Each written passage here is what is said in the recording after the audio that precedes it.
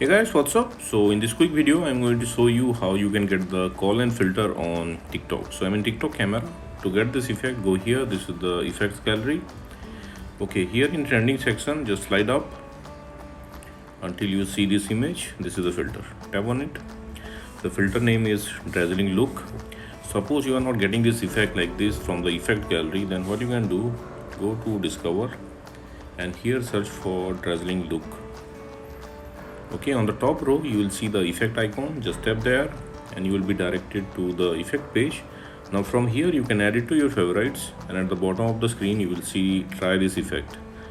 Tap there to use this effect. Likewise. Okay, suppose you are not getting the effect from discover also, then what you can do, you go back. Okay, visit this website. Link to this website I'll give you in the description box below. So here in this website you will see the effect icon. Just tap on the effect icon and you need to open it with TikTok. You need to open it with TikTok. Tap on the record button at the bottom of the screen or tap on open app. Okay, then you will be directed to the effect page again. Tap on the record button at the bottom of the screen. Okay, and that's it, you got the filter.